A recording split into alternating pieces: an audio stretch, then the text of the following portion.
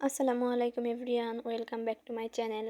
সবাই কেমন আছেন? আলহামদুলিল্লাহ, আমিও ভালো আছি। আজকে আমি আপনাদের সাথে কবুতরের মাংস কিভাবে রান্না করা হয় সেটি দেখাবো।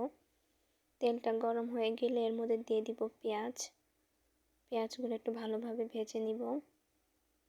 আমি প্রত্যেকটা ভিডিওতেই বলি পেঁয়াজগুলো অবশ্যই একটু ভালো করে ভেজে নেবেন। এরপরে দিয়ে দিব তেজপাতা, দারুচিনি, এলাচ, লবঙ্গটা কম দিয়েছি, আমি একটা দিয়েছি। এরপরে দিয়ে দিব পরিমাণ মতো আদা রসুন বাটা, দিয়ে ভালোভাবে নাড়াচাড়া করে নিব। আদা রসুনটা ভালোভাবে ভেজে নিতে হবে, তাহলে এক্সট্রা গন্ধটা চলে যাবে। পরিমাণ মতো লবণ দিয়ে দিলাম, দিয়ে দিব হলুদ গুঁড়া, দিয়ে ভালোভাবে মিক্স করে নিব। হলুদেরও একটা কাঁচা স্মেল থাকে, ওটা চলে যাওয়ার জন্য হলুদটাও ভেজে নিব।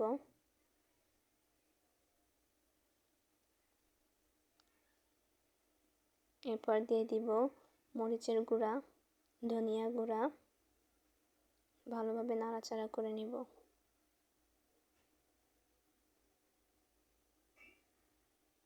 মশলাটা কষানোর জন্য দিয়ে দিব পানি।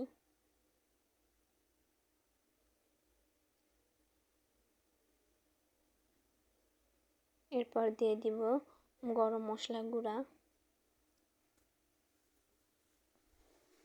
ভালোভাবে মশলাটাকে কষিয়ে নিব।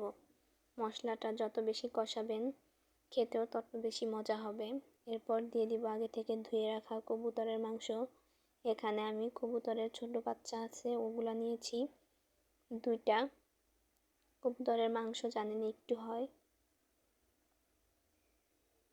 খুব সহজেই ঘরে থাকা মশলা দিয়ে এটা রান্না করতে পারেন। দেখতে পারতেছেন কিরকম তেল উঠে গেছে। এরকম ভালোভাবে কষিয়ে নেবেন। এরপর আগে থেকে ভেজে রাখা আলুগুলো দিয়ে দিব। আলুগুলো ভেজে নেবেন। আলুটা মশলার সাথে ভালোভাবে কষিয়ে নিব, কতক্ষণ জাল করে নিব। আলুটা সবাই এই সাইজেই কাটবেন। একটু ঢাকনা দিয়ে ঢেকে দিব। দেখতে পারতেছেন কিরকম তেল উঠেছে। এর মধ্যে আমি দিয়ে দিব পানি, পরিমাণ মতো পানি দিয়ে দিব, জানি মাংসটা আলুটা ভালোভাবে সিদ্ধ হয়ে যায়। পানিতে বলক চলে এসেছে।